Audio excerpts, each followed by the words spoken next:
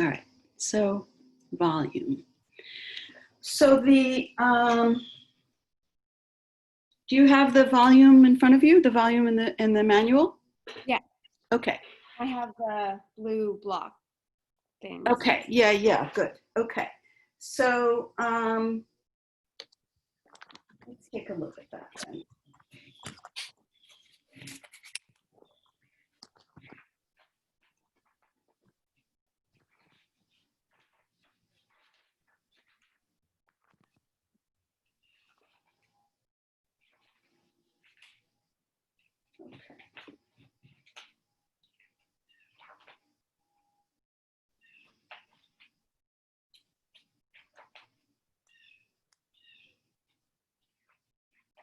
All right.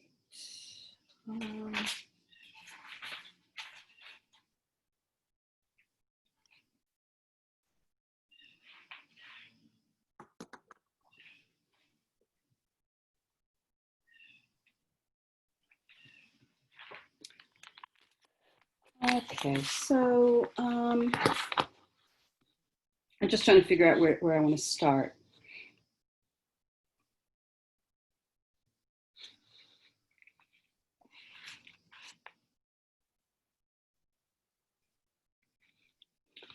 The reason I'm struggling a little bit is because I don't have the materials in front of me. So you have the blue blocks, all the geometric solids, right? The tray of the geometric solids. Okay. Do you also have, there's a box of small white cubes.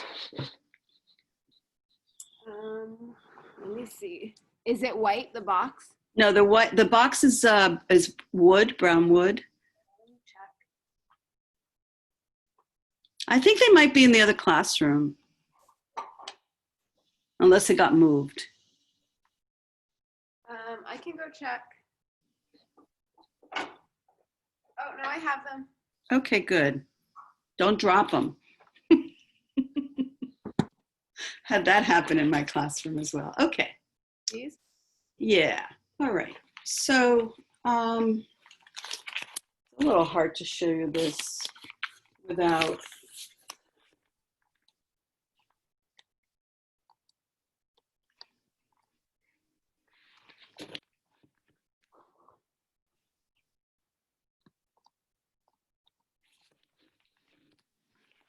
Right. You know, I think that this lesson is really, really simple.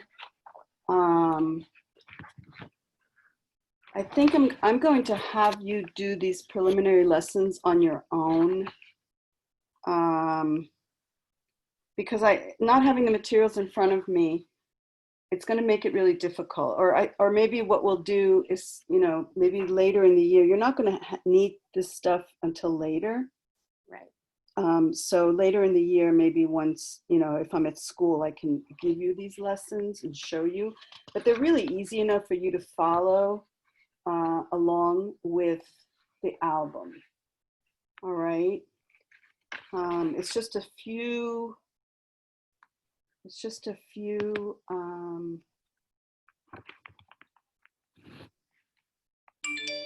Yeah. It's just a few lessons. It's going to be really hard. I just can't really do it without. What I'm going to do is I'm going to post.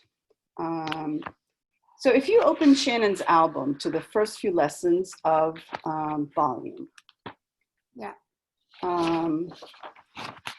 Is there some pictures that show this material? Pictures that look something like what I just showed you. It uses the yellow area material and the white cubes. Yes. Yeah. Yeah, I think. Those are the very early volume lessons. Yeah, that's it. Yeah. I think if you read those over, it'll be very clear. They're very, very basic. All right. And those are the preliminary lessons for volume. All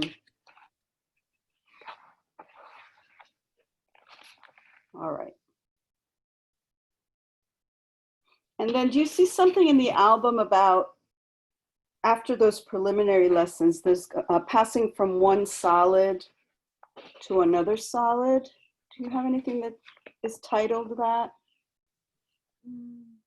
Using the cubing material, passing from one solid, like from prism 7 to prism 8.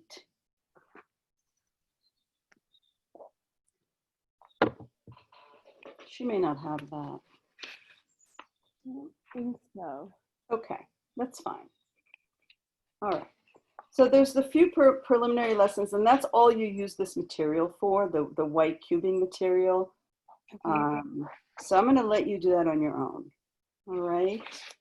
Because unless I can find something really quick, let me just look really quick on YouTube here, see if I can find something.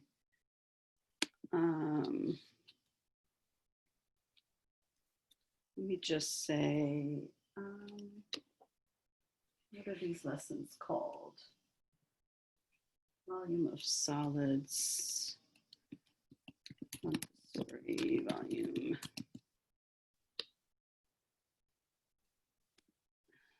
Material.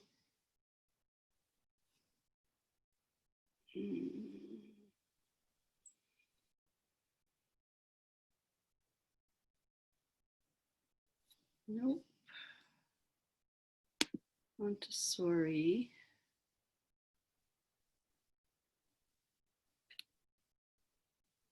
Volume. Prism.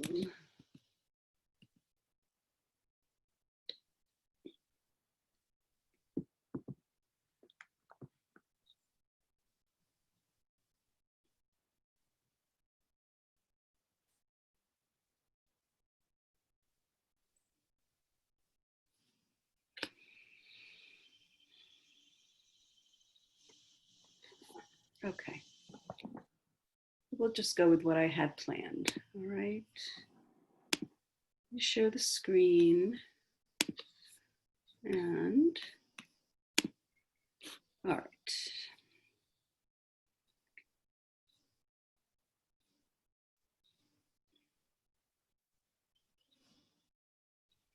Okay.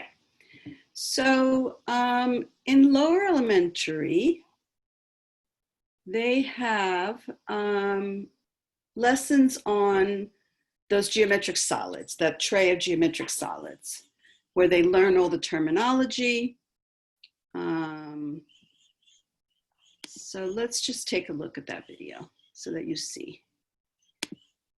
The Montessori curriculum starts out in geometry with two parts. One is for three-dimensional figures, which are the geometric solids, and then the other part are the plane figures, which is the geometric cabinet. So we're going to talk about the geometric solids right now. The initial solids that the children start out with are, there are 10 of them. And with the younger children, what we're doing here is we're interested in kind of the sensorial experience of having the children feel the solids and talk about the solids and name the solids and learn the names of the solids. So this is really all, these are all of the objectives that we're going to be doing with the geometric solids.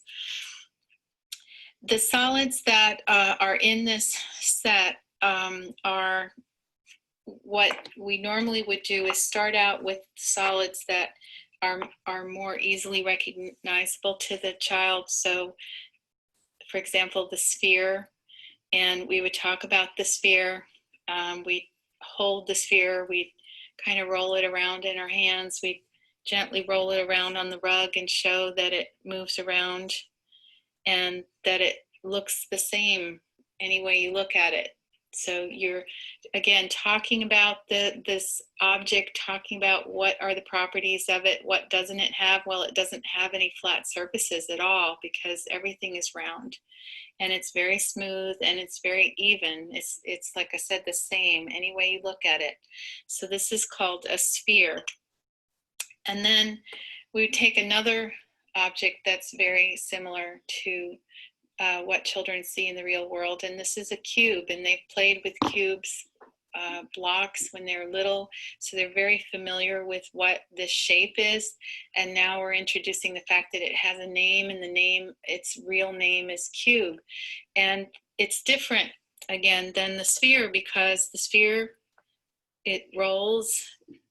Although this is the same on any way you look at it too, it's very different in the way that it's the same, because it has flat sides. It has a series of flat sides, and all the flat sides are the same.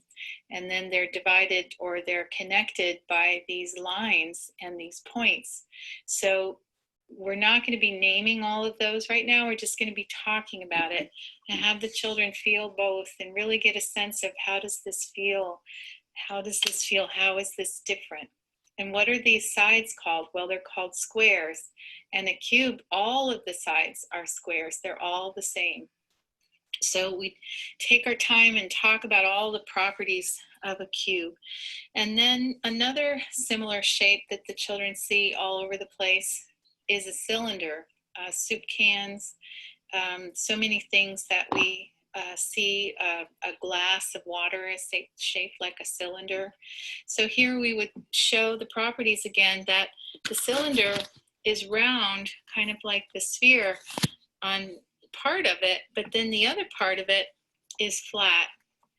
But unlike the cube that has a square surface, a cylinder has a circle for one of its surfaces. So this cylinder over here has no surface, and then it has two surfaces on the end, and those are called bases. So this is a circle, and this is a square. So on the end, and again, just having this great discussion about what the differences are, how do they feel differently. And then the last part would be, with the older children, is actually adding the names, so that the children can see what the labels, what they look like, okay? You do a lot of 3-period lessons with this material. So you do a lot of 3-period lessons with this material. This is a sphere, the first period. This is a sphere. This is a cube. This is a cylinder.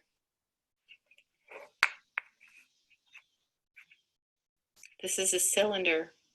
This is a sphere. This is a cube. Show me, second period, show me the sphere. Show me the cylinder. Show me the cube. Third period, what is this? Cube. What is this? Sphere. What is this? Cylinder. Orally. So the 3-period lesson, I don't know if that's anything you've heard of before, but it's In our Jewish Montessori training, we have to practice, like, do a model lesson with a younger. so that, you're not going to do that much of it in upper elementary. You do it, but you do it more subtly. You don't say those words. You don't say, show me this, show me that. I mean, you're dealing with older children, so, but you do find a way to go through the 3 periods of the lesson, albeit more subtly, not quite as well delineated. It's more through conversation. And okay. At first, and then have them match labels. Cube, sphere, cylinder, okay? And so we'd start out just with the most basic shapes, the shapes, the most familiar shapes. And then again, this is one that's pretty familiar. This one is a cone. So maybe take away the cylinder next time. Just do those 3 shapes. Exactly the same lesson. You could add back the cylinder and do 4 shapes. And then at the very end, when the children got really good at all of this, we're going to add all the shapes. So she's talking mostly primary children at this point. When you do this lesson in lower elementary, you present all the shapes at once. Okay. And you actually you classify them according to, you know, rectangular faces versus triangular faces. You classify them according to, do they roll, don't they roll, you know, do they have curved surfaces only? You find all different ways to classify them when you present it as part of the initial lesson. So that they are able to name all the shapes. Okay. Okay. So the name of this shape is called an ellipsoid. And I remember this because it looks like a football. It's got these kind of pointy edges, but they're not really points. It's still rounded on all edges, but it kind of has this kind of looping movement this way, but it's very smooth to roll it this way. So this is an ellipsoid, as opposed to this shape, which is very similar. It's very similar, but while this one kind of looks like a football because it's the same on both edges, on both sides, this one is very different. It's more rounded on one side than it is on the other. And this is more like an egg. And it even has the name for egg in its name, which is ovoid, because in Latin, ovum means egg. So this is an ovum, ovoid ellipsoid. Two-dimensional figure here is an oval, and the two-dimensional figure here is an ellipse. But in three-dimensional, you add the ending oid at the end. So ellipsoid and ovoid. These are also similar because these are both prisms. A prism is a shape that has a rectangle for part of its bases. So these are both rectangles. Both of these shapes have rectangles here, but the base here is different. One is a square, one is a triangle. And what makes a prism is that it has the same base on both sides. So there's a triangle here, a triangle here. This one has a square and a square, okay? A better description of what makes a prism is that prisms have rectangular sides, whereas pyramids have triangular sides. Okay, so what she said is not incorrect, but when you get to elementary, you talk about prisms having rectangular sides and pyramids having triangular sides. So this is called a square-based prism. And this one is called a triangular-based prism. Sorry, prism. A triangular-based prism there. The last two shapes, again, very similar, but they come to a point and the children will say, oh, those look like the pyramids in Egypt. And you say, yes, that's exactly why they're called pyramids, because this in geometry is the name of a shape that has a flat surface on its sides, but it has a wider base on one end, and then it comes to a point. So again, this is the definition that's given to primary children. By the time they get to elementary, the definition changes, and the pyramid is actually the solid that has triangular faces. Triangular faces. On the other end. So triangular-based pyramid. And this one is a pyramid, but instead of 3 sides, it has 4 because the bottom of it, the base of it is a square. So this is a square-based pyramid, okay?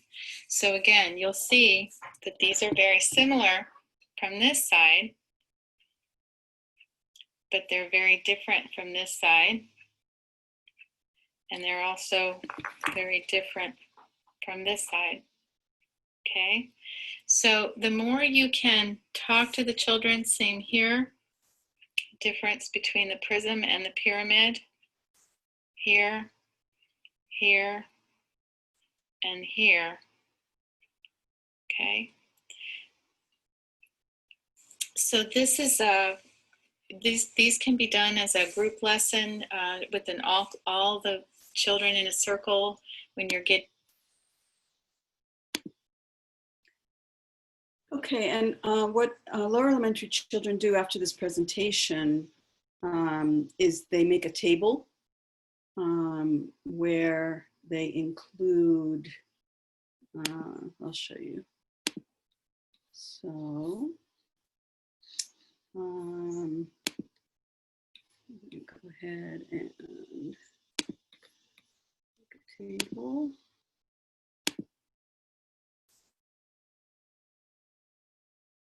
All right.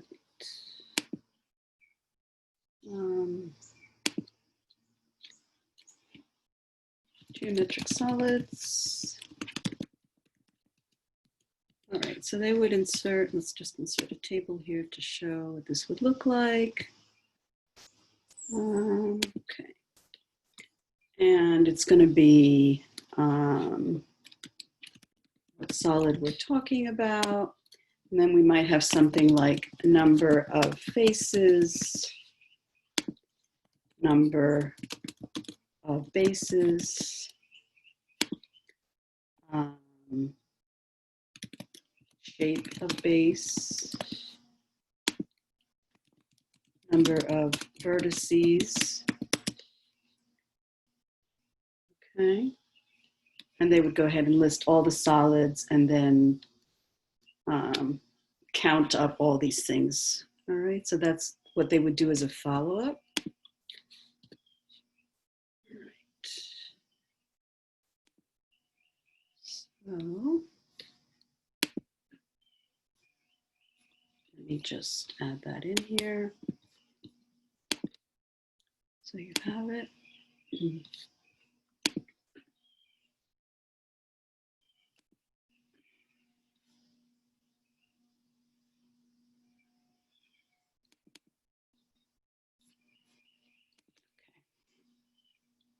All right, so that's where your children are coming in with that information. Obviously, you may need to do a review lesson, and that would be important to do. Oh, here's passing from a cube. Oh, this is good. So one of those lessons, one of those preliminary lessons that I was talking about, I have some stuff here. That's good. Let's just see what this is. All right, so this is one of the photos. You may see something similar in Shannon's album. Okay, but as you go through those lessons, you'll see some of this, how you're taking the geometric solid, it looks like the prism, and you're using the volume material to show how you measure volume by by cubic units, by cubes. So that's a really important lesson. I'll let you read that up on your own.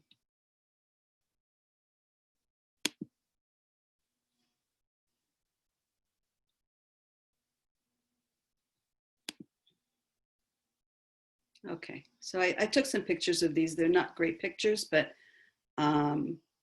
it's what I have. And then after you do that initial presentation of comparing the yellow volume material and showing how you would calculate volume by counting the cubes, you actually bring out real cubes, okay? And you make prisms of different, excuse me. I have an Instacart order going and she's asking to change some stuff.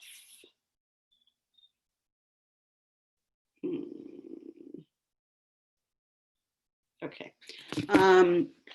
So then you introduce the actual cubes and actually count the cubes, and you can make different sizes. You'll take like I don't know, a 6x6x6 and make a prism out of that and just say the volume. Oh, you're muted, Littell. Sorry, with the white ones, you would have them do Yeah, it? yeah, okay. And again, the lesson is outlined in the album, all right? So I just put these pictures in here to sort of help guide you. So here is what you would do, right? So this prism in this case it's a cube, is it's got a volume of 4 cubes, right? 1, 2, looks like 4. And then you build a bigger one. And how many cubes does that have as a volume? And bigger one and bigger one. Isn't the first one just 1? I think if you go in closer, you'll see that it's, I think it's 4, but I'm not, it's hard to see. Okay. Well, let me see, I have it here. No, I don't have it here. I don't know where I got that. So I don't know, it's hard to see, but you get the idea of how you would do that. That we looked at. This is for the following lessons. All right.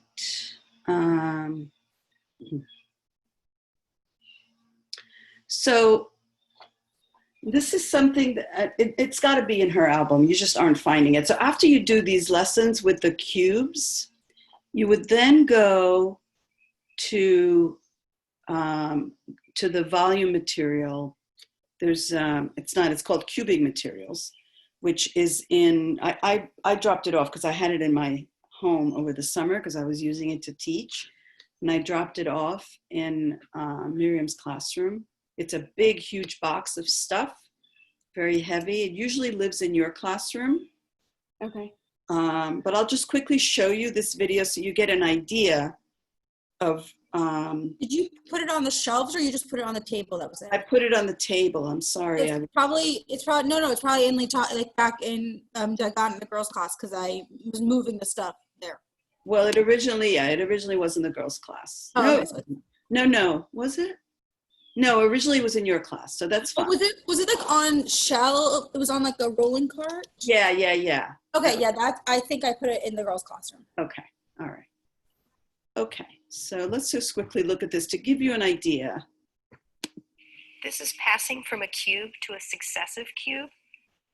I would invite the students to show me how they could pass from the 5 cube to the 6 cube. They'll be adding 1 square to each of the 3 sides of the 5 cube. There's 1, 2, and 3. Then to complete these 3 sides, they could choose the unit cubes. No. And they would need. No, you don't choose the unit cubes. Do you remember we saw this lesson when we were doing upper elementary math, when we were doing the cubing? You don't use the unit cubes. Oh, with the beads? Huh? With the beads? No, we did it with this materials. Did we not? Did we not do the cubing? I think we did. I think it was videos that you watched. Yes, I'm getting a yes from Miriam. I'm getting a that makes sense. I don't remember us doing it, but I think there was a video. So you're not going to use unit cubes because this volume material is beautiful and it actually has a bar of 5 or whatever it is that you need, and you would put 3 of those. All right, so just make a note. You're not going to do it with units. 5 one time? No, you're going to get a 6 bar. How silly is that? 5 2 times? Oh my goodness. I object. And then you would put a and third. 5 3 times. You would put a third 5 If bar. you have the 5 bar, the students may also choose to use that as a substitution to 5 unit cubes. So we have 5 unit cubes 1 time, 2 times, and 3 times. Last, they'll be placing the 1 cube to finish off our passing from the 5 cube to the 6 cube. Once they have finished creating their 6 cube, I would have them write the equation. We've successfully completed our succession from the 5 to the 6 cube. So we know that to go to the 6 cubed, we started with the 5 cubed. We added the 5 square 3 times.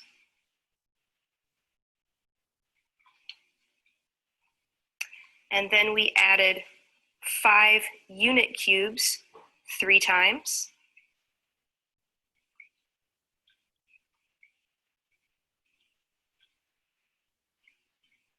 What is she writing? And then we added our 1 cube. So our equation would be 6 cubed equals 5 cubed plus 3 times 5 squared plus 3 times 1 cubed 5 times plus 1 cubed. Okay. So let's just look at the verification, and then I'm going to show you the right way to do it. The answer is you just need to make all your own videos. That's just the answer. Yeah, this is cool. Okay. Yeah, I'm not happy with that. This is passing from a cube to a... So let's just go back for a minute to our little volume thing that we made before. Where is it? All right, geometric solids. So I'm just going to put it here. All right, so we have, all right, volume of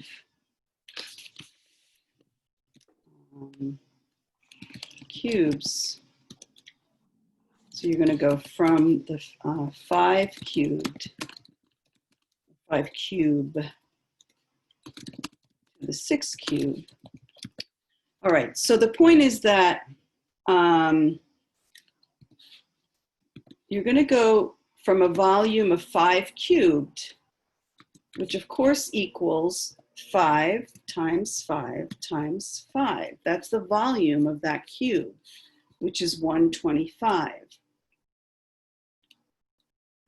And we're going to start with 125, and then we added 3 times, let me put this in parentheses, 3 times 5 squared, right? Those were the 3 squares that we added. And then we added 3 times 5.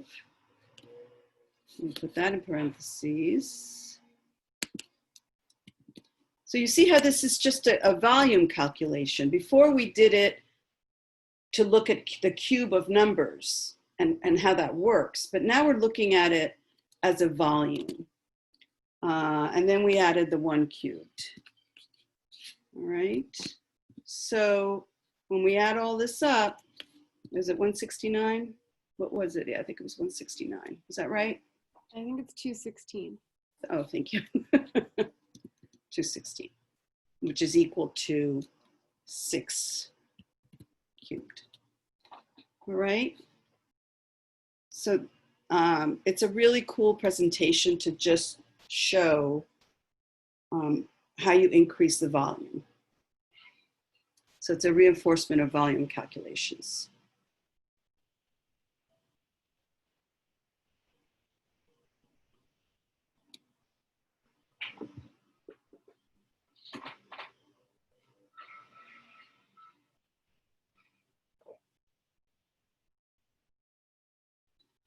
Okay.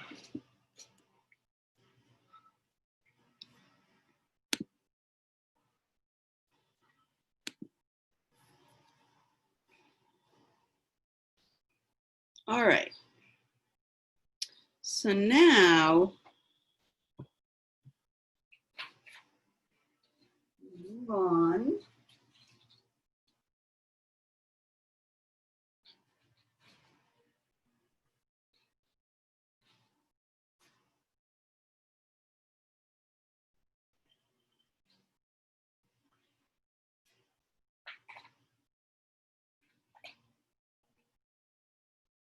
Okay, so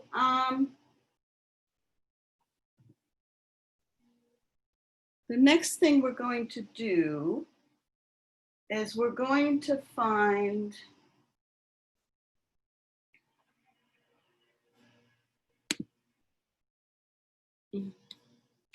get the right picture up.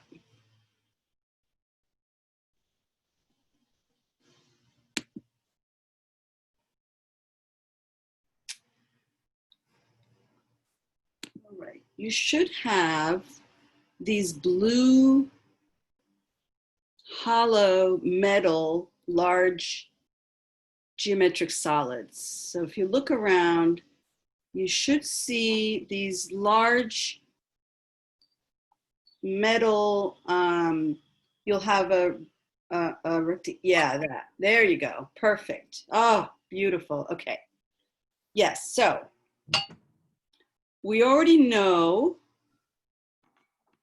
how to, let me stop sharing here. All right, so we already know how to find the volume of our rectangular prism, right? Because we did a lot of that. And it turns out that it's just the dimensions, this times this, right? The length times width, which of course is the area of the base, times the height. Okay, and if they don't see that right away, they should see it because you've presented it many times. All right. And then we're going to try volume with them as you're doing those lessons too. I'm sorry. Do you define volume with them too? Yeah. When you look at those lessons with the white cubes, yeah, you're defining volume.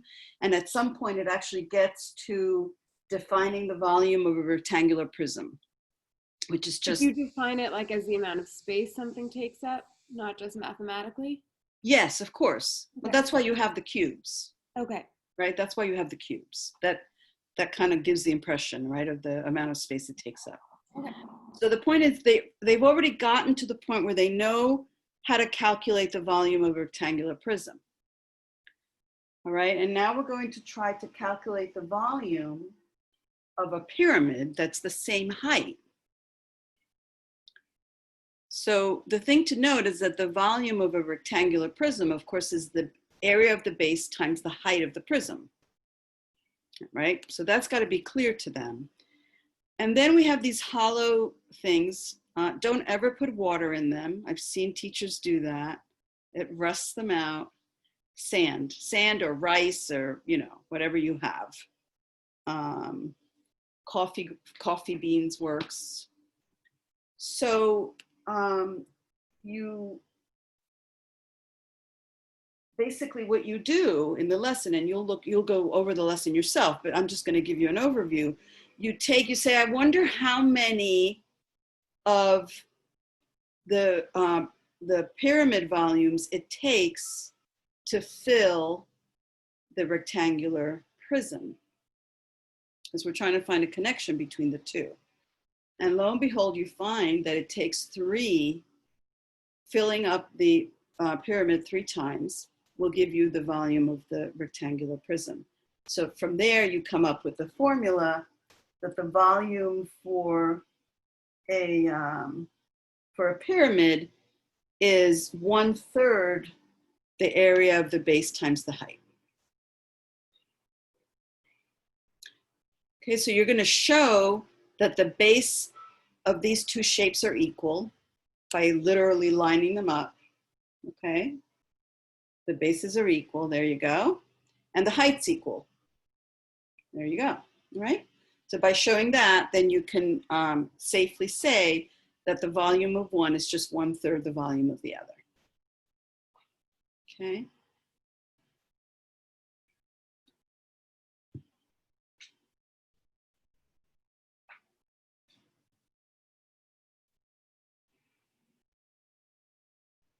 All right.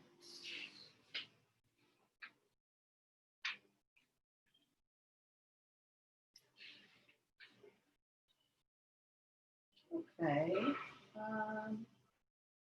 And then we're going to move on to the volume of curved surfaces. So see if you can find the same materials for the cylinder and the cone.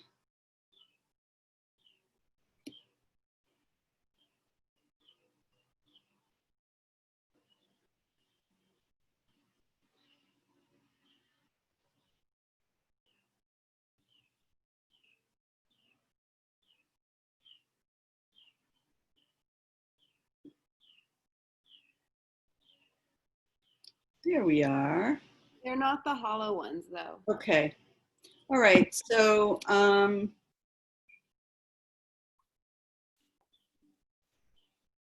No, I don't see them.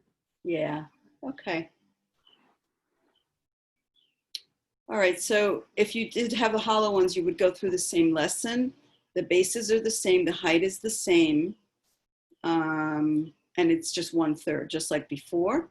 Okay. I mean, another way to do that would be, and this is actually how we figure out the volume of a sphere, is we immerse them in water and see how much water it displaces. Okay, you'd have to work out whether, you know, how for this material, you'd need a pretty big water container. It might be tricky. We do that for the sphere, but we use the small sphere. Okay. So I guess, you know, all you could really do with this is you could ask them, how many of these cones do you think it would take to fill the cylinder, right? And you bring out the other material we just had, and they should be able to see just by comparison that it'll be 1/3, just like it was before. So the volume of a cone is equal to 1/3 the area of the base times the height.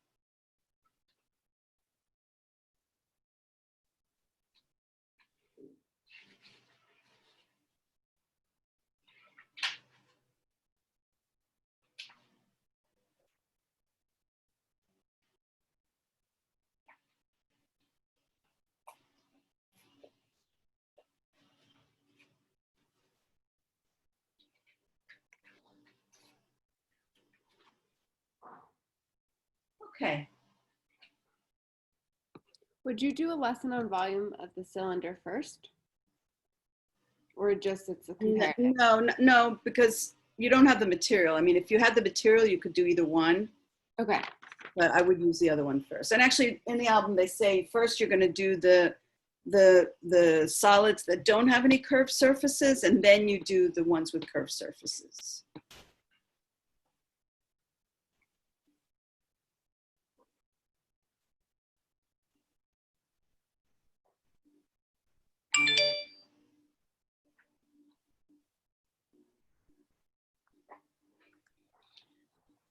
Okay, so the next part in the album is to calculate the volume of a sphere. And that is simply, you use the small sphere from the tray of geometric solids. You get a graduated cylinder from the science lab.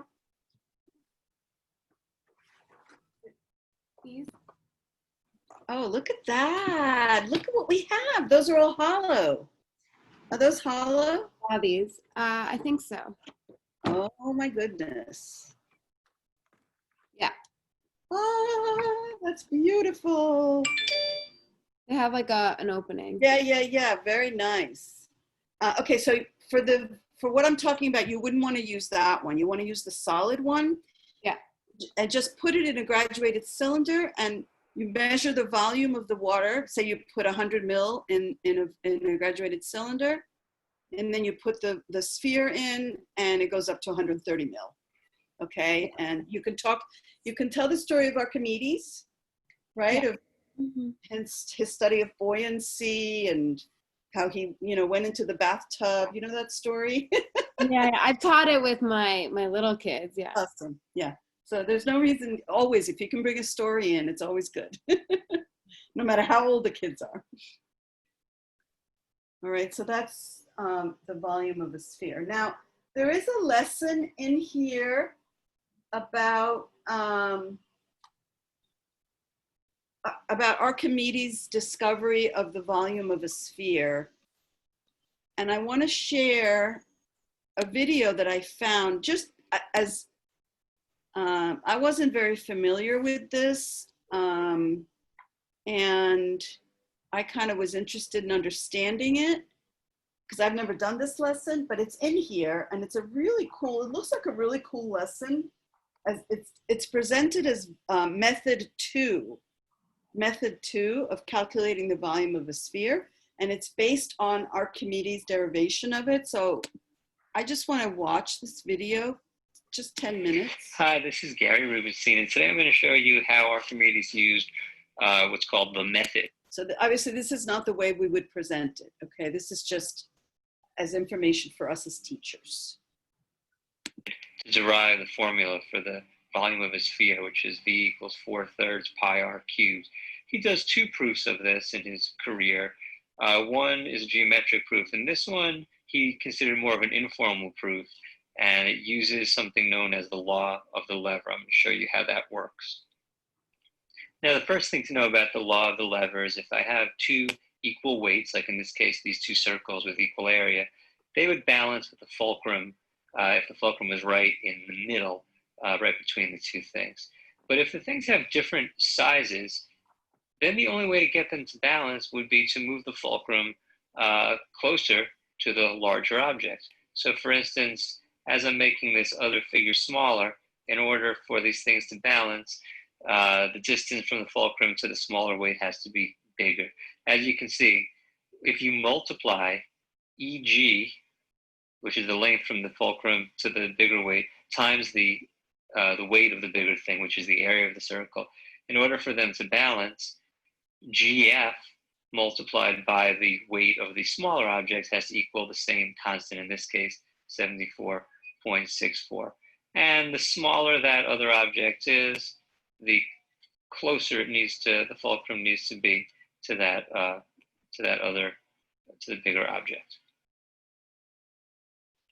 Now, Archimedes' general strategy is that he already knows what the volume of a cylinder is, and he also knows what the volume of a cone is. He has the formulas for both of those. He's going to geometrically prove that this cylinder would balance out two cones and two spheres. And from that, he's going to be able to figure out what the volume of the sphere has to be. So I'm going to show you how that works, but here's a nice 3D rendering of what his goal is. And he's going to do this with geometry. So he's going to prove that the cylinder would balance out these two cones and these two spheres. Just imagine having that kind of brain, right? I mean, it's mind-boggling to me. I'm going to show you how he establishes this balance later, but for now, let's just say after he's established this, we could say that the volume of the cylinder ends up being 8 pi r cubed. The volume of the cone is 8/3 pi r cubed. The cylinder is two cones and two spheres. Okay, so just want to slow him down a little bit. So we already know the volume of a cylinder. We got that earlier. Did we know? We probably didn't with our kids. But here's the 1/3, right? That's the one we showed them with our materials, that the cone is 1/3 the cylinder. So that piece our kids know. And then the rest is really just a algebraic. We'll go over here, substitute in the volume of the cylinder and the volume of the cone here. Then it becomes an algebra problem. And when you subtract 4 pi r cubed minus 8/3 pi r cubed, you get the famous formula that the volume of a sphere is 4/3 pi r cubed. But now I'll show you how he establishes, using geometry, that this cylinder will balance out the two cones and the two spheres. Take a look at this diagram. I have circle with diameter. It's getting way too complicated. I just found this morning. It doesn't really answer our question. So we're going to stop. But I will leave it to you to look at the this lesson in the album. Like I said, I've never given this lesson.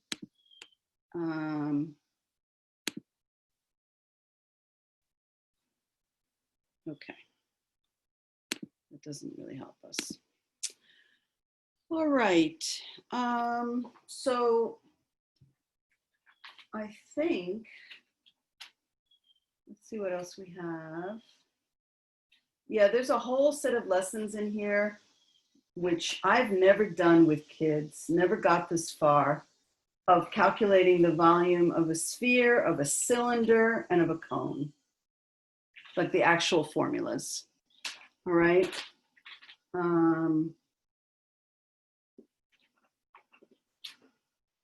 Okay. very unusual to get to those lessons. Usually you get to, if you're lucky, you get to the volume of the prism and the pyramid and the cone and the cylinder, and that's about it. All right. You don't get to these other, and maybe the sphere just with the submersion in the water. Okay. So let us stop sharing. Okay. All right. So that's about all we're going to do right now with volume. All right. It was just sort of a introduction to volume. And again, volume lessons are tough to get to because they're so late in the album, and geometry is already, the one that often gets cut. So, you have to assume that you're going to get maybe to some of it, but not all of it. All right. But Monica, just looking at the scope and sequence that you sent out, it like kind of looks like I would start 6th grade at like the diagonals and polygons and the angles and triangles and polygons, and then volume would be next. Okay, let's see. Let's take a look.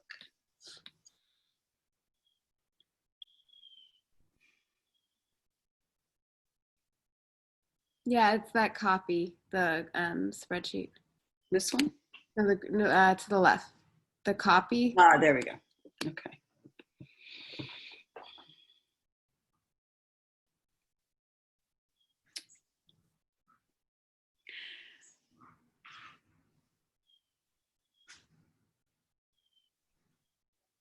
Yeah, I can tell you that usually you just get to this. Okay. No, that's good to know. And what I've done in the past is instead of going through all these volume lessons, like, I do this one too. So let's put a little bit, let's put. I know I need to figure out where they are and probably go back a bit, but.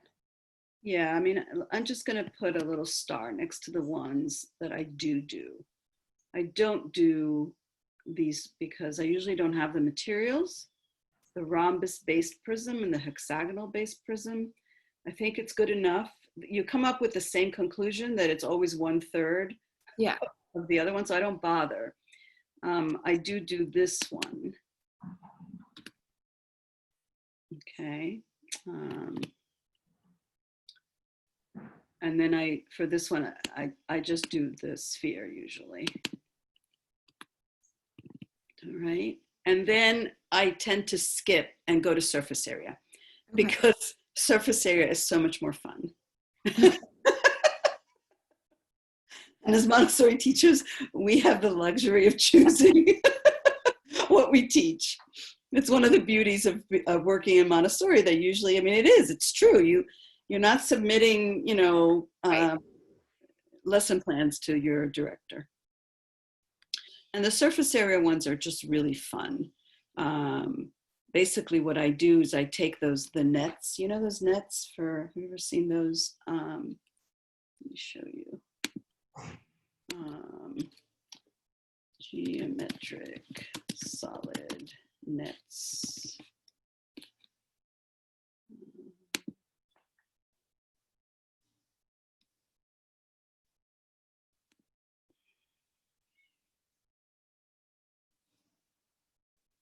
Oh, just give me some images, please.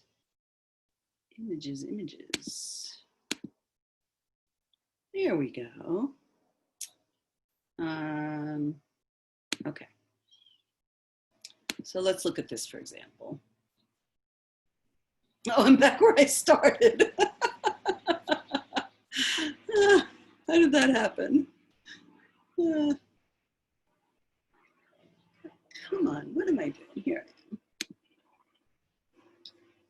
Okay.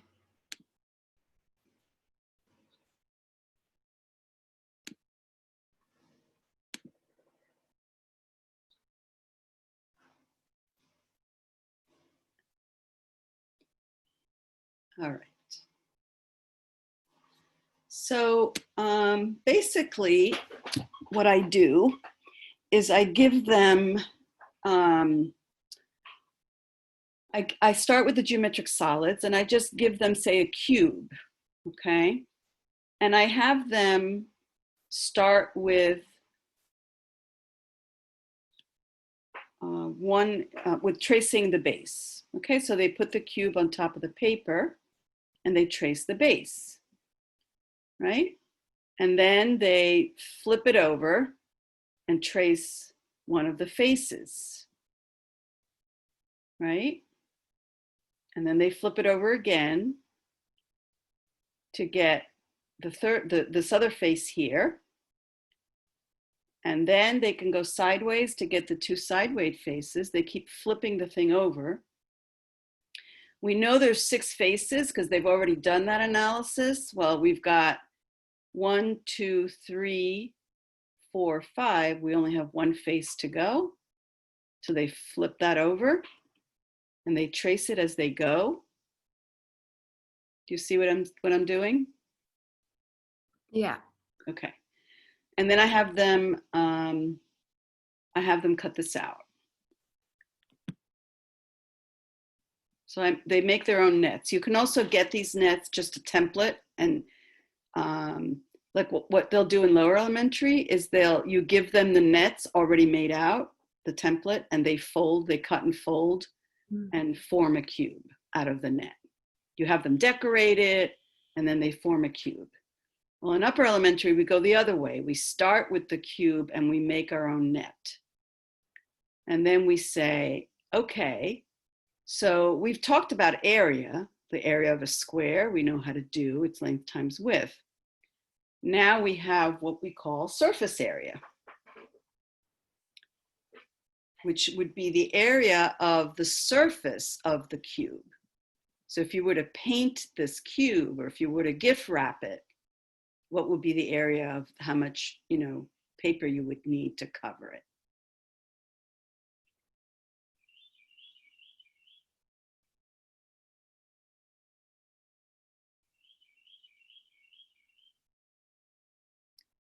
Okay, and then for instance, for the net of the cone, I would have them first trace the base. Okay. And then I would actually have them cut a piece of paper out and wrap it around the cone. Literally wrap it around the cone. Figure out where to cut it so they get the exact, it's going to look something like this. So they're making their own nets. And the question is, how do you figure out this area, right? I mean, this is a tricky problem that they probably are not prepared to do. They know the area of a circle. They know the area of a triangle. So they could do it, but this is going to be more middle school. I do this in middle school. So we calculate the area of this circle, then we draw a line and we calculate the area of this triangle. And then we have this arc, which is part of a circle, right? I think this was called was it a sector or a chord? I don't remember. Not chord, this little area here. But if we were to draw a whole circle, this is a middle school activity. You draw a whole circle along this line. So you take a compass, you put the center here, you measure the radius, and you draw the whole circle. And at that point, you can calculate the area of this little piece. Actually, you could calculate the whole area is the way you would do it by measuring this angle. This is a 90-degree angle, so this whole thing is actually a quarter of a circle that has this radius. All right, but that's a middle school thing. The cylinder, the same thing. I would have them trace both bases, and I would have them wrap the cylinder in paper and cut that out to see how big a rectangle it is. And this they could figure out. They could easily figure out the area. Now here's a triangular prism. Again, first they trace the rectangular base in this case. I mean, you could stand this up and do it differently, but it doesn't matter how you do it. You could start with the triangles. I think I would start with one triangle, and then I would have, so the prism would be standing up tall in that case. I would have them flip it on its side and trace the face that's now sitting on the table. I would have them flip it standing up onto the other base and draw this part, flip it back down, and then grab the other two faces. Monica, would it make sense to do this the same way you did volume with the flats, like the prism and the triangular prism and the rectangular prisms first, and then the curved edges? Yes. Okay. Yeah. Yeah, I'm just showing them too the way they show up on this list, but yeah, absolutely. And really, this is such a fun activity for them. I do so many of these. I've done this, prisms with different shape bases, like a hexagonal prism or a pentagonal prism. They're really fun. They're easy to do. So these nets, making these nets and calculating the surface area is really a good thing.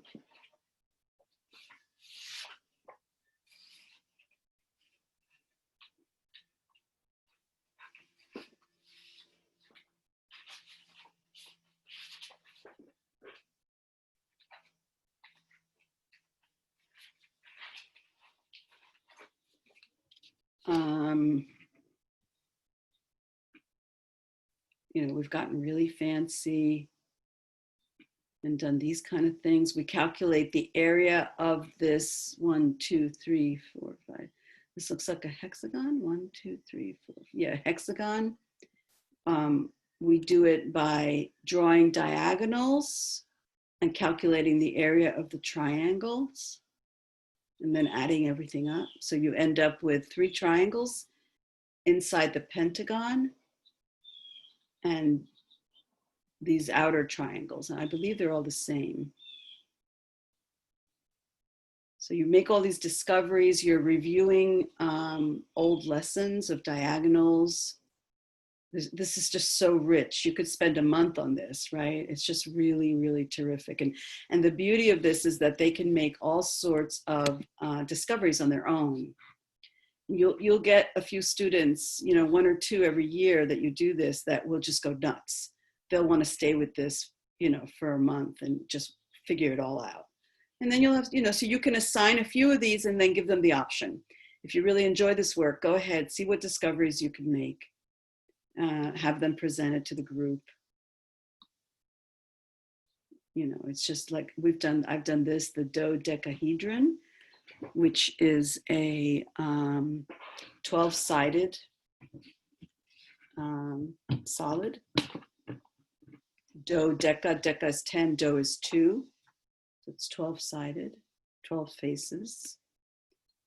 Here's a 20. I've done this one as well. They're really cool. This one, to find the area would be a really nice challenge. They have to first realize that the area of all of these pentagons are going to be equal. And then all they have to do is draw diagonals and calculate the area of each triangle. They're going to realize that it's 3 equal triangles, 3 congruent triangles. And then they just have to multiply 12 times 3 times the area of that triangle, and they've got it. You can see how they can make their own discoveries. It's really cool. And the same here, they could approach it as triangles, 20 equal triangles, or they could realize that this is a parallelogram, and they could do it that way with the parallelogram formulas. And there's just an infinite number of these things that you could do.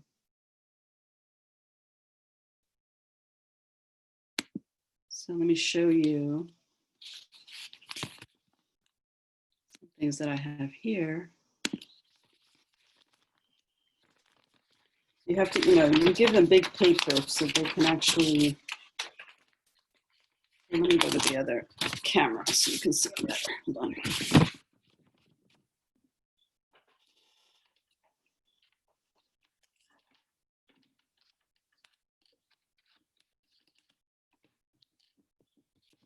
Okay.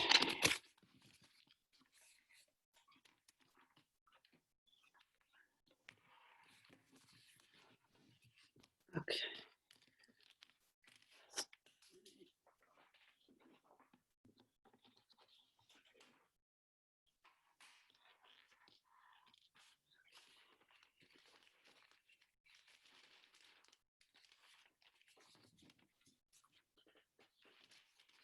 Just put the camera up a little bit, I think.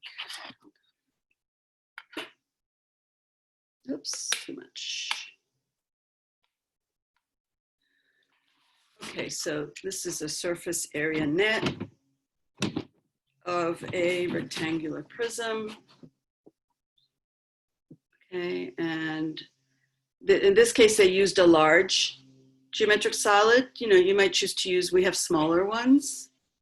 Like you could, that set that you have, the plastic hollow set would be a great way to do it because they're all small. Yeah. So this is one, and you can model this for them. Draw it as, in front of them. And, SA is surface area. And another one.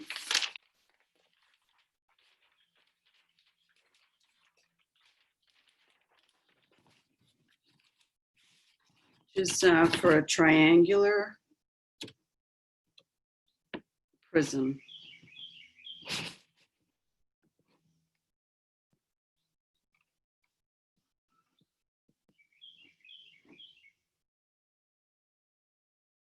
So you could have a student go off on her own for a month investigating these.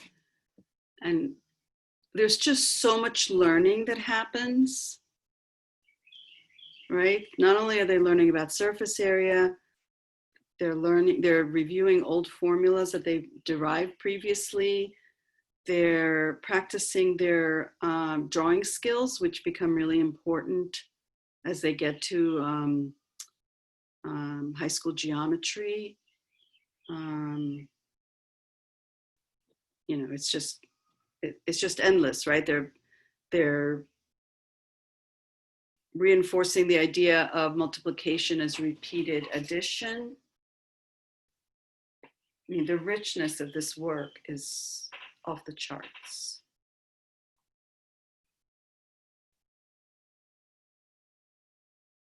And you'll have those kids that just want to do the ones you assign, and that's fine. That's the beauty of Montessori, right? Child.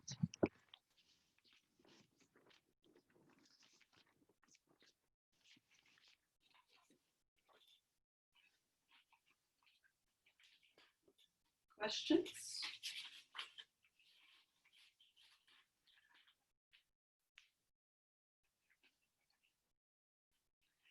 Okay.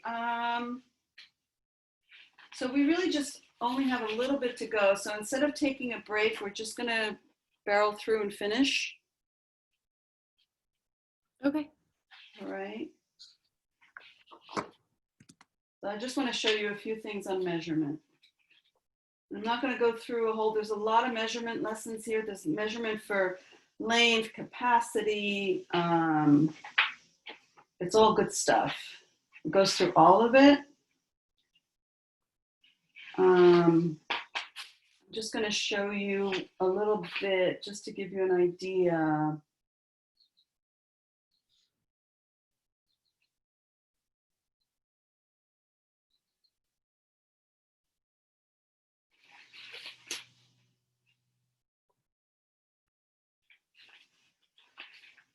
So there's actually a story in here. I don't know if there's a story in Shannon's album,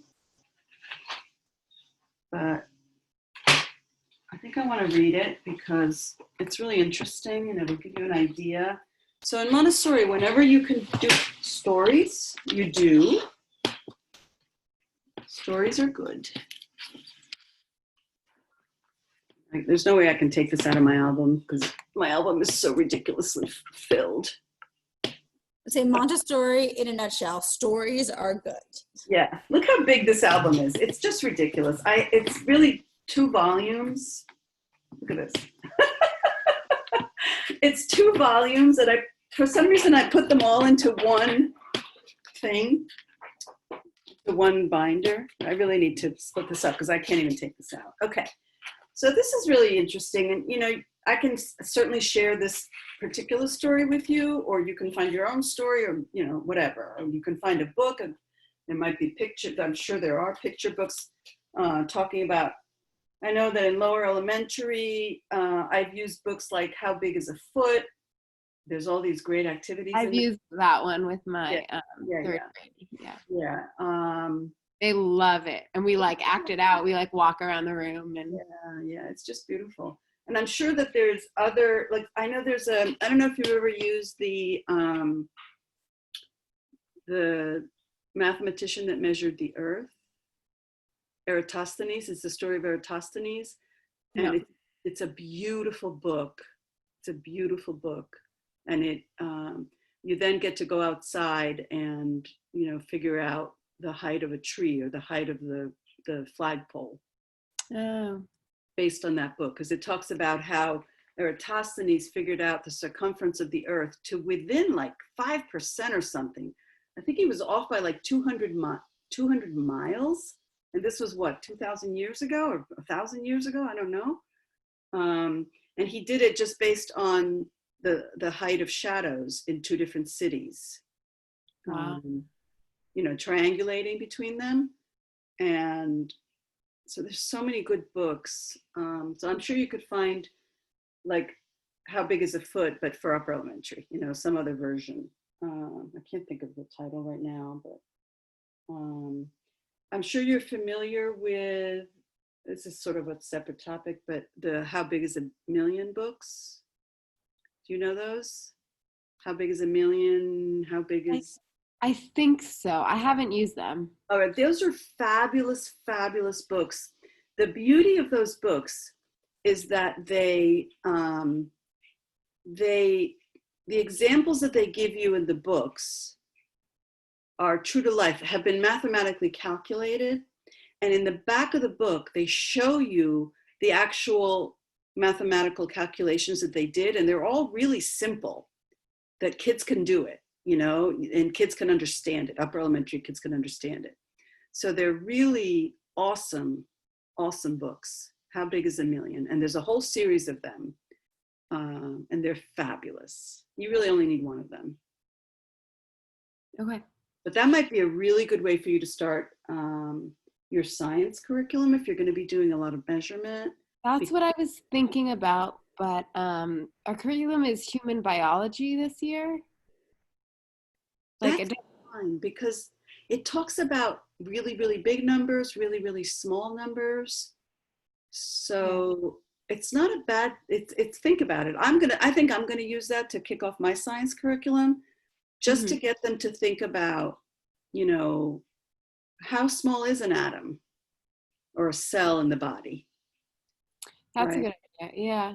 And so take a look at some of those books. Yeah, I was thinking of starting with like observation and like, so using measurement to make up like, you know. Yeah. If you want to add a little drama, these books are really nice way to add drama. Yeah. And it'll really capture their interest. Cool. All right, so let me read this story to you. It's only 2 pages. Up to 100 years ago, most of Europe used non-decimal measurements. So, you know, at that point, what I would do is I would, you know, talk about our measuring system here in this country, right? That, you know, we use the inches in the yard, and they're non-decimal because they're not the conversions are not based on 10, right? You need 12 inches for a foot. So you might need to do a little bit of explaining there. Many old town hall buildings in Italy dating from 1200 AD have on the facade of the building a stone indicating the length of the measurement used by that specific community. This was called a braccio, the average length of a man's arm. As the length of men's arms varies, so did the length of these measurements from one area to the other. So the idea that we didn't have standard measures. The same type of local customs regulated the measure for weight and volume. After the French Revolution, there was a convention in France to try to determine a uniform measure of length that could be based on science and that could be acceptable for all nations. Although the English king refused to accept the invitation to contribute to this work, so the French and the Brits are forever at it. The French continued to work out the system themselves. They chose as a guide to find this measurement the meridian of the earth. So there's so many lessons that fall out of this, it's unbelievable. So you could do a geography lesson. They chose the meridian that passing through Paris goes to the pole. The actual distance measured was from Dunkirk to Barcelona, an arc of the meridian. This length, which almost can be measured exactly, only however, when civilization and culture were at an advanced level, it was then divided and subdivided 10 by 10 according to the decimal system until they obtained a length easily manageable, and this was called the meter. In Greek, this signifies measure. They took 1/10,000,000th of the Earth's meridian, and then in order to make a usable measurement, they multiplied this by 4, and it shows you the calculations here. So this is really cool, and then it leads to a whole set of presentations with the Montessori material, actually just one presentation. But the reason I point this out is in Montessori, whenever you can tell a story, you tell a story, right? And this idea that, the original measurement of a foot was based on the length of that particular king's foot. And when they changed kings, well, you know the whole story, right? So it's all really, whenever you can introduce stories, you do. Okay. So get my crane and move this album out of the way. And let's talk a little bit about measurement lessons and how they are presented in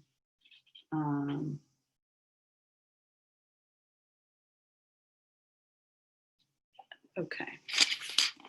So The geometry albums or the math albums? So they're in both. Oh, okay. Yeah, they actually show up in both, I believe. All right, so I need to get some, hold on, I need to cut up some cards here. And again, you would have all these cards made up ahead of time.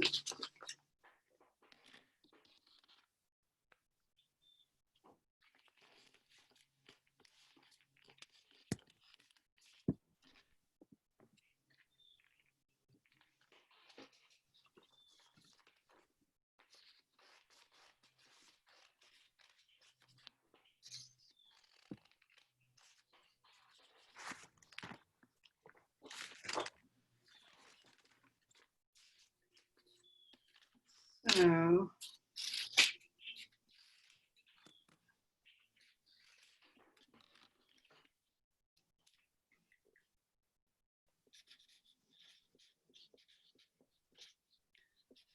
we're going to talk about the metric system of measurements, which is not what we use in this country, but it's what most of the world uses.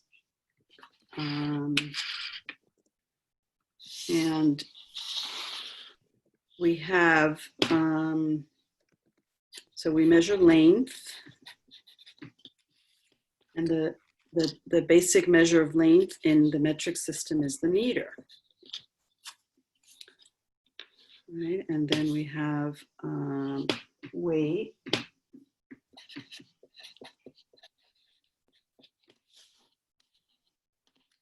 And that, of course, is grams. And finally, capacity or volume. I would rather say volume. And that is in liters. All right. So the idea is the metric system. The beauty of the metric system is that everything is based on the number 10. All right.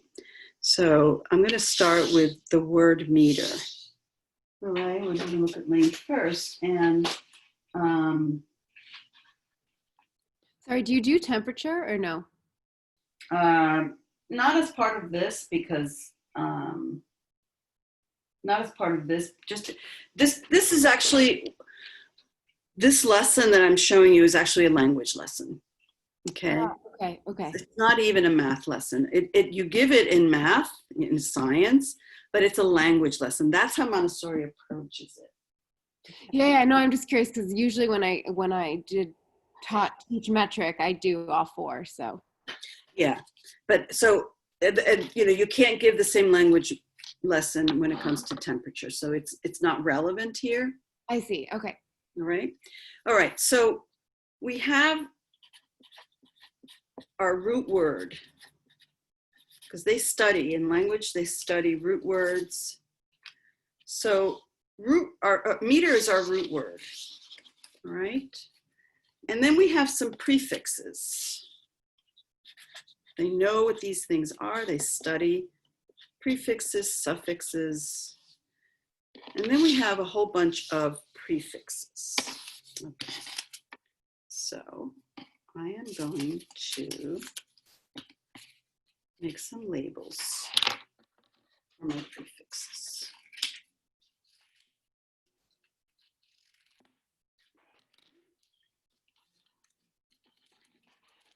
So we have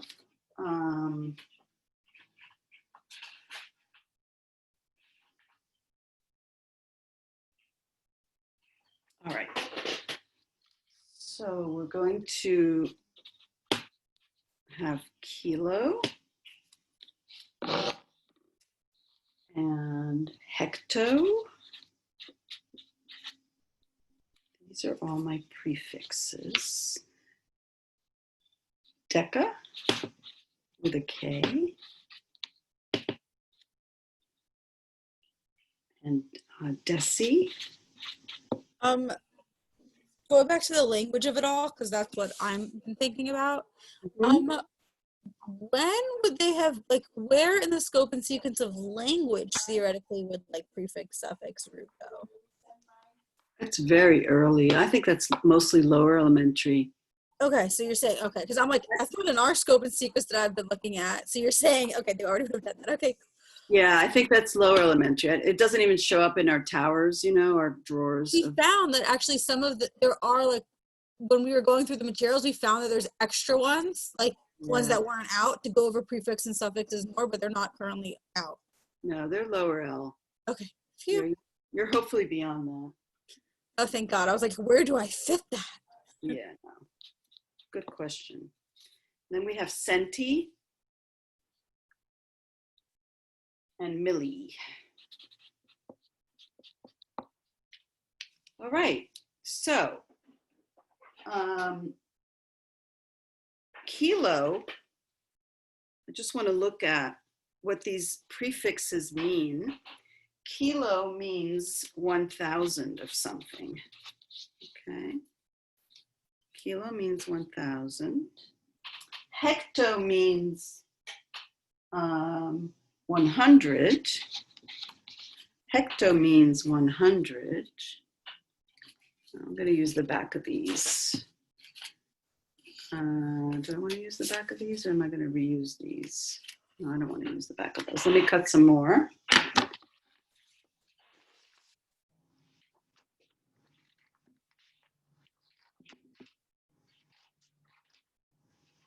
Like I said, you would have these all made up. So hecto is 1,000. Deca is, hecto is 100. Deca is 10, means 10.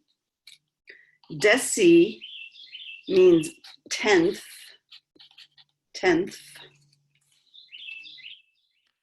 Centi means hundredth. And milli means thousandths. Okay. All right.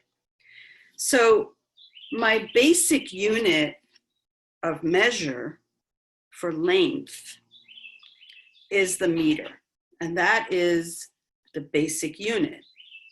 So when I talk about a meter, I'm talking about 1 meter. And you could have a meter stick, show them how big it is. All right. When I talk about a kilometer or a kilometer, I'm talking about 1,000 meters. When I talk about a hectometer, I'm talking about 100 meters. A decameter is 10. A decimeter is a tenth of a meter. And you could show them how big these things are. I mean, it would be a bad idea to have sort of pieces of construction paper cut out to show them what these look like. And the centimeter means 100th of a meter. Okay, and a centimeter is this big, right? Just one of these little guys. And then a millimeter is 1,000ths of a meter. So the beauty of the metric system is that just by the prefix that we're using, just by the prefix, we know how big these things are in relation to the basic unit, which is the meter. So we don't have inches, which are really small compared to foot. How small? Well, it takes 12 of them to make a foot. We don't have yards that are large compared to feet.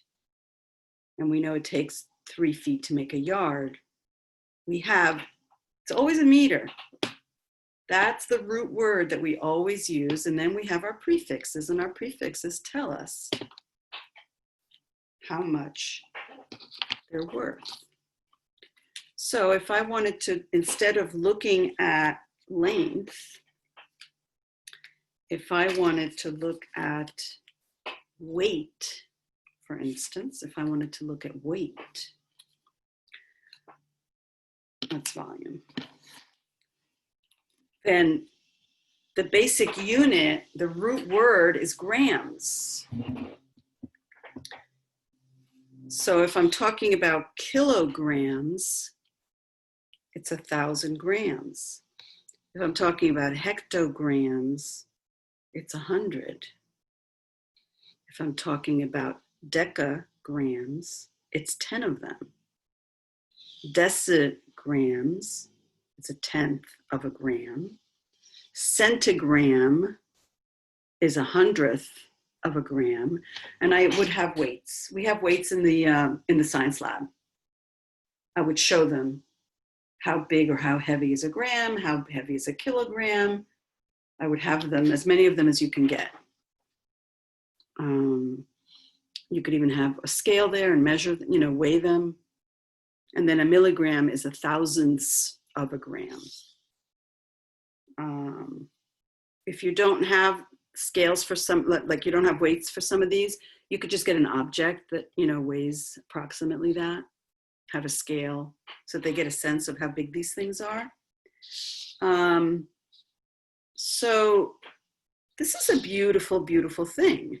Makes our life much easier because we know just by the name of the measure, we know what we're doing. All right, and likewise, if we wanted to do liters or capacity or volume instead of weight, then again, we have the kiloliter, which is 1,000 liters, the hectoliter, the deca with a K liter, the deciliter, the centiliter, and the milliliter. All right, and then you can also do a whole part of your layout needs to also be their abbreviations. So you lay down the abbreviations for each one so they get familiar with those. So liter is L,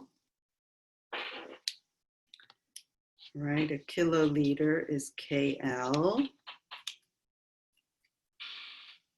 You would have done this for all the different. A hectoliter is HL, even though you're not going to see that very often. It's there. I wonder what they say about deca versus deci. Deci.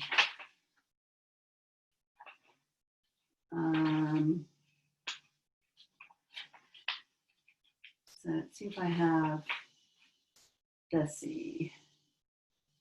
So decimeter is DM. Oh, deca is they add the K. So a deciliter is DL,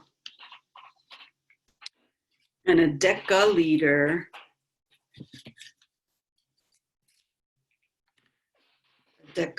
which is the larger one, is DKL, to differentiate it from the deciliter. And then the centiliter is CL. And the milliliter is ML. Okay. All right, so we've got that. So I would have them, as a follow-up to this, I would have them copy this whole layout out in their notebooks for all 3 types of measurements. And again, this is a language lesson so far with a little bit of math in here. And actually for 10th, instead of, see how I mix numbers and words here? I wouldn't do that. I would say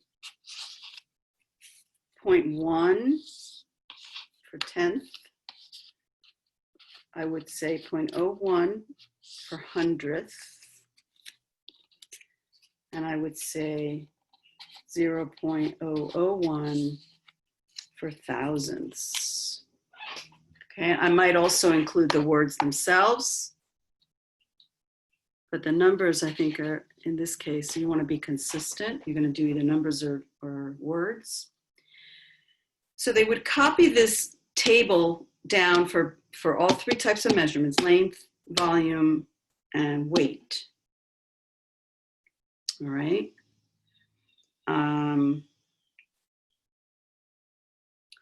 And then there's another part to this lesson. This is a very long lesson. You can choose to break it up. If you were going to break it up, I would stop right here. Okay. This might be a good place to stop. Let them go ahead and get all 3 tables copied into their notebooks. You might want to give them a template for the table so that you get some semblance of order, or take it as an opportunity to show them. It's amazing how many of them come to middle school and don't know how to make a table of data. Okay, so they need to learn to make a table of data with columns properly delineated, rows properly delineated, all the columns and all the rows properly titled and labeled.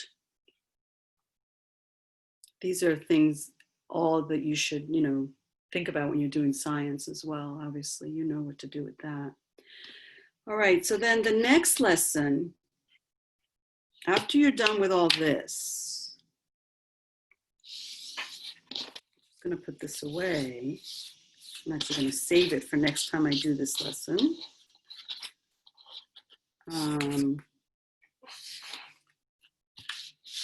Okay. The next thing is going to be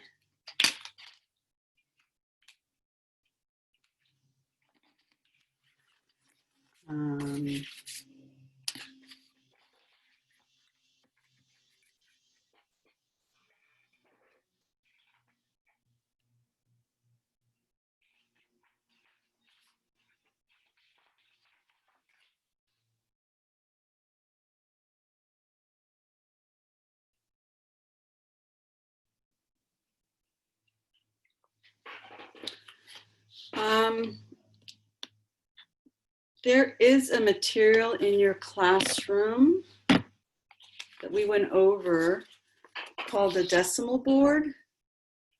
It was a golden mat. It was just like, it looks like it's made of fabric. And it has, along the top, it has units, tens, hundreds, thousands, all the way to millions. And then it goes into the decimals, tenths, hundredths, thousands. Yeah, they taught it in math. Okay, as long as you remember that. So I would use that.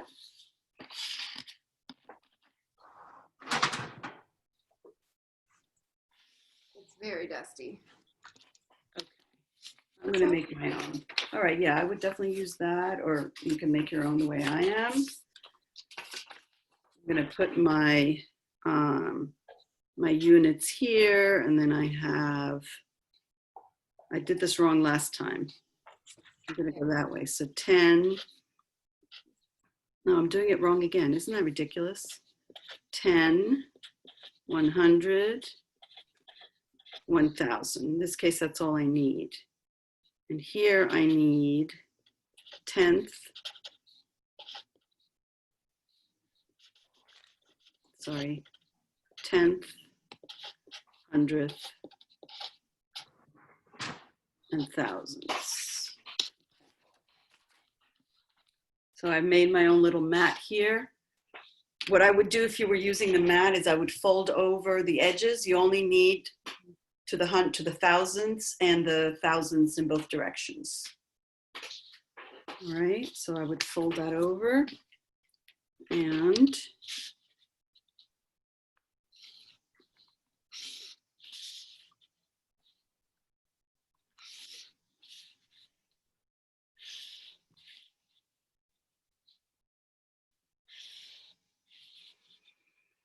so again, you want to make the connection between the language and the mathematics. All right. So there we go.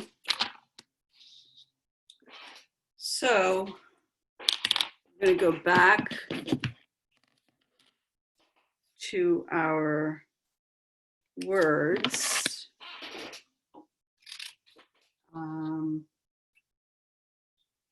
All right, say we're talking about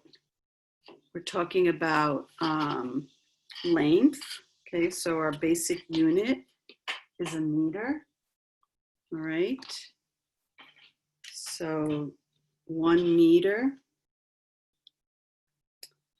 And then we have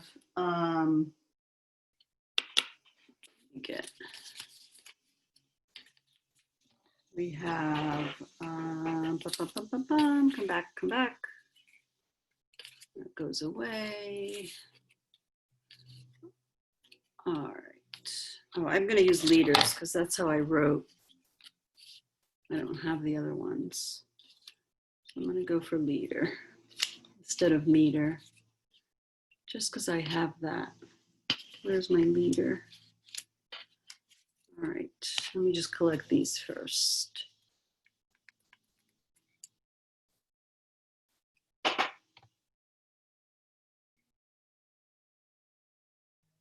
Oh, actually, it doesn't matter. I'm looking for the wrong stuff, sorry.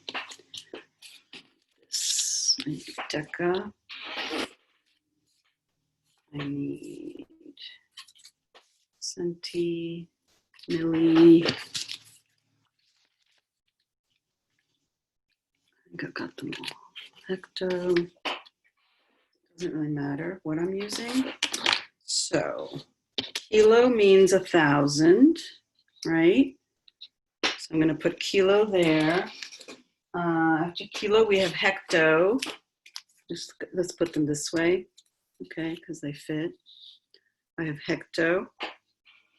After hecto, I have deca, which goes in the tens column. So my kilo goes in the thousands column.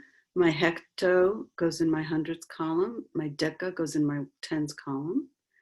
Because remember, if we're talking anything at all, say liter. A kiloliter is 1,000 of them. A hectoliter is 100 of them. A decaliter is 10 of them. Okay, and then the actual unit of the liter would go in the middle here, and then we've got deciliter, which is a tenth, a centiliter, which is 100, and a milliliter, which is 1,000ths. So if this is 1, then this is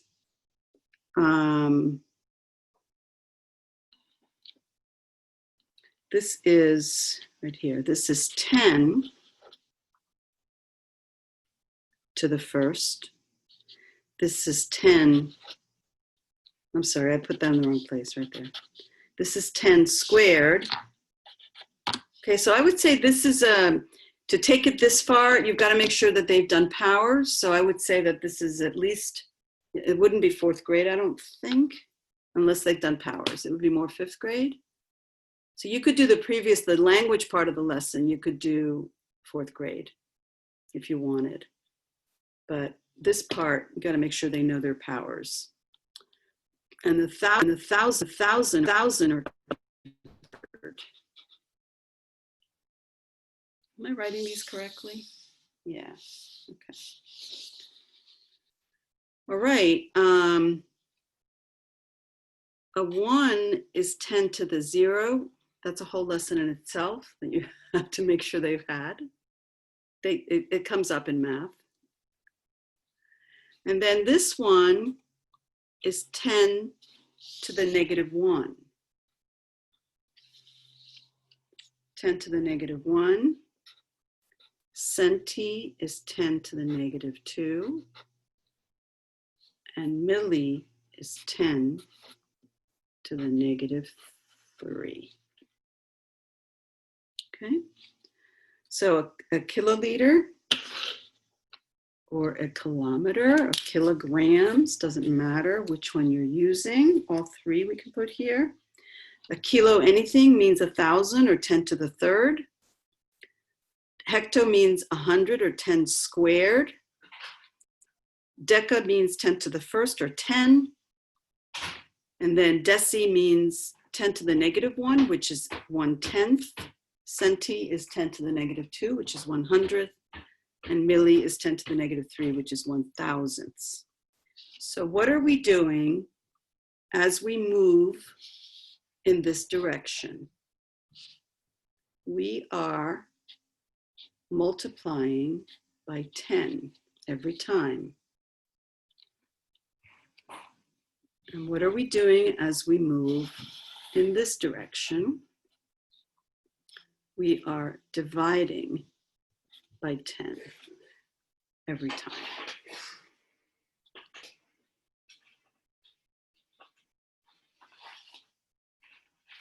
So again, you need to make sure negative powers, you're probably not talking till 6th grade. So I would really say that for this part of the lesson, you could do this lesson with younger children without the exponential notation.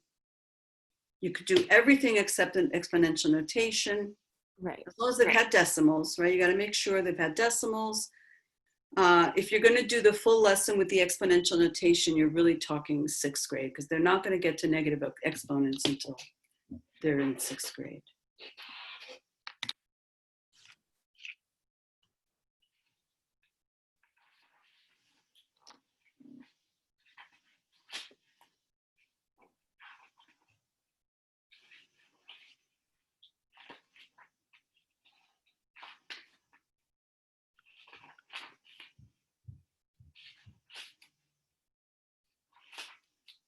And then they do a whole bunch of, they have lessons on when you're calculating area, which leads you to centimeters squared as a unit instead of centimeters. And they have a lesson for volume in the album here, which leads you to centimeters cubed, or meters cubed, I should say, meters cubed as the unit of measure for volume. So those are also really good, but they go the same way.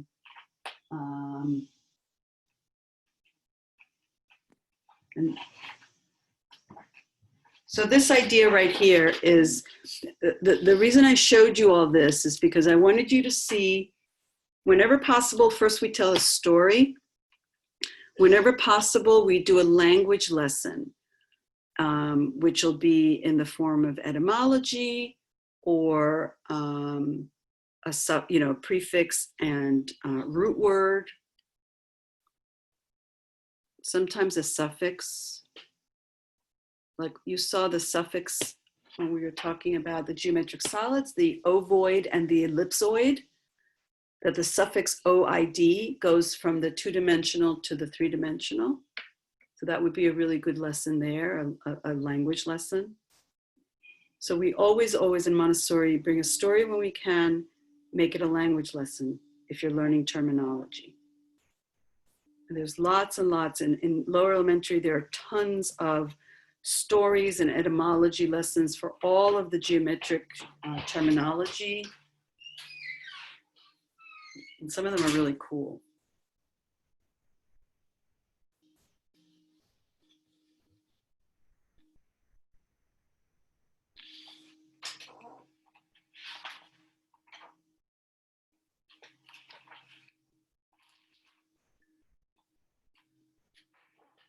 And I think that is all I've got. Let me look. I'm going to share my screen for a minute. Go back to classroom and see what we forgot. Let's just go to the top. Okay, I did that. I think we got everything.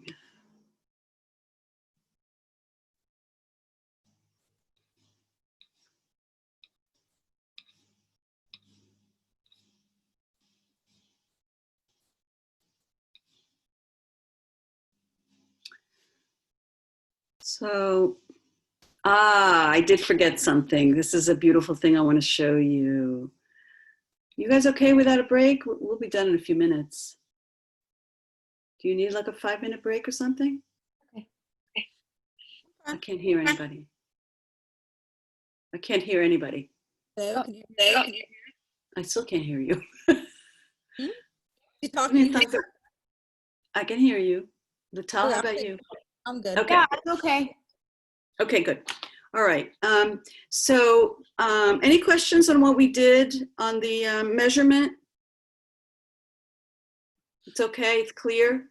Yeah, makes sense. All right.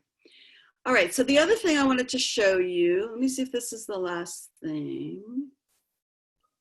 Yeah. Okay. There's a really wonderful thing called the detective adjective game. And this is played after, it's usually done in lower elementary, but if it's not done in lower elementary, it'd be wonderful to do it in upper elementary. And this is it's actually, you can see it, it's either a geometry lesson or a language lesson. I think it's more language than anything else, but it's a really fun way maybe to do a review of the different types of triangles, okay? Maybe early in the year when they don't remember how an equilateral, acute differs from a right scalene, this would be fun. This is a great fun game. Let's see if they do a good job showing it. Welcome to the lesson. In this presentation, we're going to work with a material called Detective Triangles game. The Detective Triangles game is a very interesting game for the children to practice their adjectives. It comes after you've worked a lot of work and you presented a lot of presentations and extensions and follow-up work related to adjectives. And before actually you move to this material, you need to make sure, because it... Oops, sorry. I'm messing around here. From its name, it's integrated to geometry. So in order for the child to be able to work with this material, you need to make sure that either you review or introduce to them first the types of triangles according to angles and according to sides, because it is based on their knowledge and their understanding to these concepts for this game to be fun for them. So we have here some triangles with different color, shape. So you have different sizes okay, and with different angles and colors. Material comes as well with 3 sets of cards. One set of cards describing the yellow triangles, another set of cards describing the red triangles, and another set of cards describing the blue triangles. When we introduce this work to the children, we call it Detective Triangles Mystery Game. This kind of introduction, actually, it really appeals for children of 6 to 9. They love to solve mysteries, and as well as it helps them to master the adjectives unconsciously. So at the very beginning of the lesson, you will need to have prepared and planned some triangles randomly with different colors, sizes, angles, and different sides, and you're going to have them on the rug. And in this case, you cannot just pick up randomly from the cards. You will need to have the cards only for these triangles, because you need to make sure that when the child is able to solve the mystery, that you have the card in your hand. Okay. So today we're going to work with a new material. It's called the Detective Triangles game. Are you ready? Okay. So it's actually a mystery game. So I have a set of cards that actually will help us and tell us some clues about the triangle that I have in mind. So I have in mind a triangle, and I will tell you, I'll give you a clue about the triangle that I have in mind, and let's see if you will be able to solve the mystery or not. The triangle that I have in mind is a blue triangle. So let's get all the blue triangles here.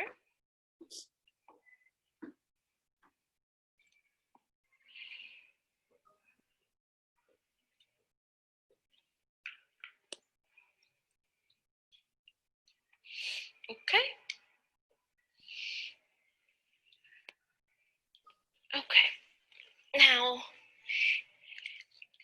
to solve the mystery, in this case, don't worry, you don't need to look at this side now because it is a blue triangle. So did you know which triangle from the blue triangles I have in mind? Okay, I'm ready to give you another clue. The large blue triangle is the one that I have in mind. Large blue. So you don't think it's this one because it's small, so you can put it there, put it back. So this is obviously a lower elementary version, probably first grade.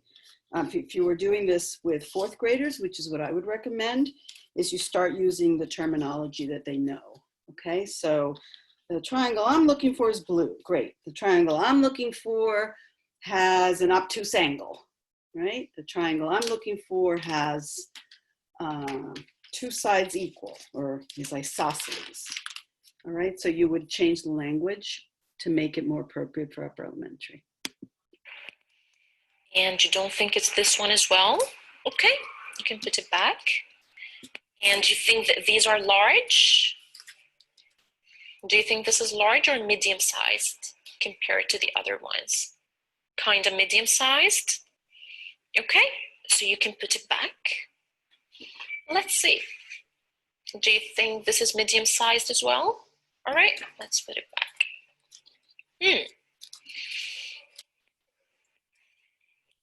Kind of confusing which one of them, right? All right, so I'll give you another clue. The large blue isosceles acute angled triangle. This is the triangle that I have in mind. Did you know which one is it? Okay, so Right, this one. Let's see. Let's put this one back. oh, now I want to go back a little bit. It seems that you solved the mystery I have in mind. Did you? Okay, so I want to say something about this triangle here. like you said, it's really hard to tell the difference, whether, whether the question is here, is this an isosceles triangle, right? And when I did my training, I was very perplexed by this because it really is not an isosceles triangle, although it looks like it. It's actually scalene. And I did some research. Apparently, this triangle, the scalene acute triangle, is a very difficult triangle to draw because you go, as you work with triangles, you can look it up. There's a whole proof. There's lots of demonstrations of this. It's a really hard triangle to draw because the tolerance, like you move through it really fast. You very quickly go from this triangle to a isosceles right triangle, which is what you could see that it could be, right? It could be an isosceles right where this is the right angle, but it's actually not. And as you draw these triangles or work with them, like with the sticks, making triangles with the sticks and trying to do this, it's a very short window that you actually get. This triangle is very difficult to draw because it happens like instantaneously, and then you move something just like a millimeter away and you have something different.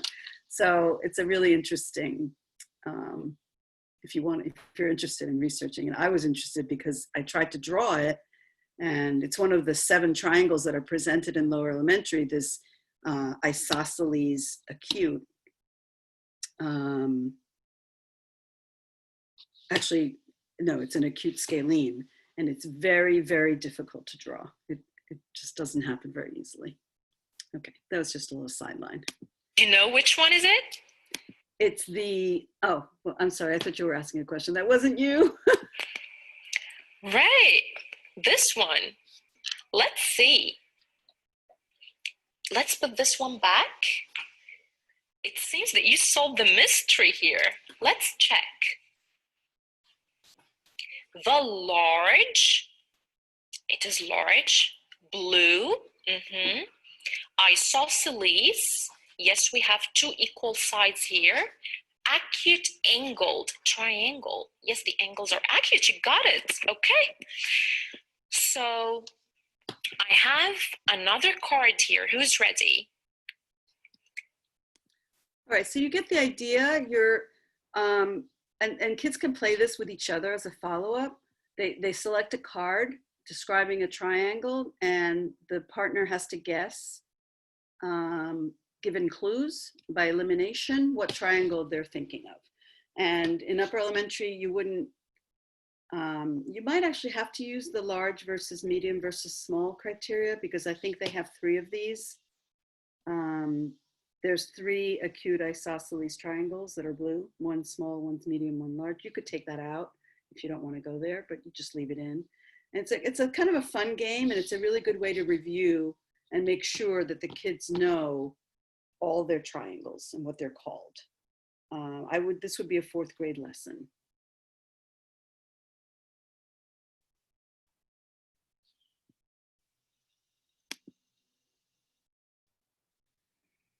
All right. So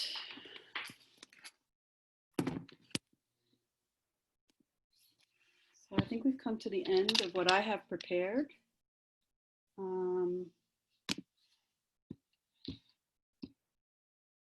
So it's amazing. We did like a 50-hour course in like, what, 20, not even 20, 15 hours.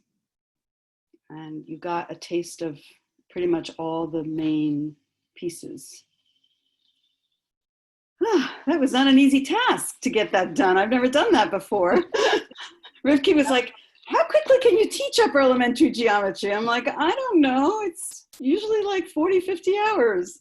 Well, it's She's also like, good because it's like not in person and there's less people. Right. She's like, can you do it in 4 mornings? I'm like, I don't know, maybe 5. Oh gosh.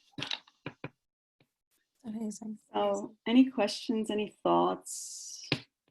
I'm sure you're feeling, Latal, I'm sure you're feeling like There's a lot. There's Yeah. a lot. There's a lot. Just, you're going to take it one thing at a time. You're going to go back to your scope and sequence and say, okay, 4th grade, this is what I'm doing this week, and go find your lessons. At least you will have seen some of the, basic lessons. And with this, I think you'll be able to follow the album. Yeah, and your scope and sequence for fourth grade, you start out with lines. So again, that's review. Let's go back to that. Okay. That doesn't really happen. That's not really where you start. Okay. So let's look at that.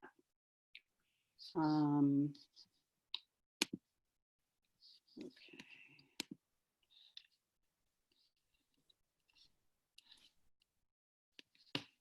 Yeah. So this is I put this in because it's in the album. Yeah. But it's all review. So right here, I really start right here. Okay. Okay, you're just going to have to figure out what they know and what they don't know, right? So the detective adjective game, like that we just did, will be kind of a good tell. To tell you have to assess what they know. Yeah. So that you know what you need to review. Okay. So I'm actually let's just get rid of this. And that. And that. I'm just going to get rid of that because you really aren't going to start there. You just have to know that you are going to, oh, I'm sorry. I thought I was in a table. I'm not in a table. I am in a spreadsheet. Yeah. So what we can say here is assess knowledge of. And you're going to do this not all in the beginning. You're going to do it at the beginning of each section. So if you're going to do, right. If you're going to do constructed triangles, let's just put it in. You're going to assess knowledge of triangle by, triangle names. Just make sure they know what they all are. Here, you're going to insert row above, you're going to assess knowledge of types of angles. Okay. All right. Here, if you're going to do altitude of triangles. Didn't you say they do a lot of that in? Yeah. Yeah. This is probably not needed.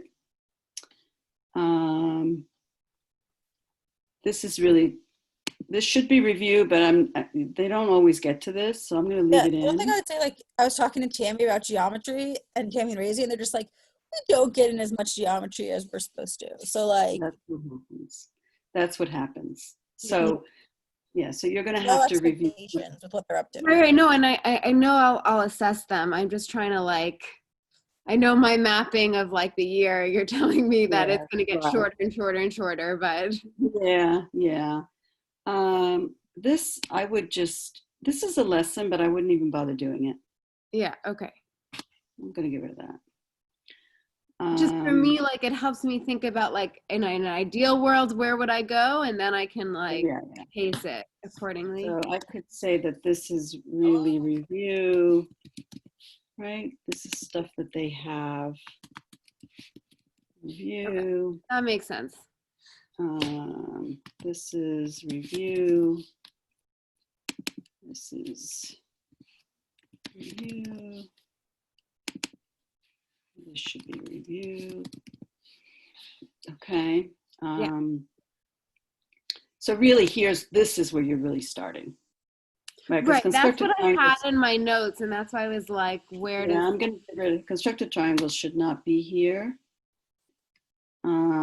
It should be. I had it after equivalence on mine. Yeah, that's where it should go. So we'll put that there. Insert row below. Constructed. Okay, that makes sense. Yes, thank you. Okay.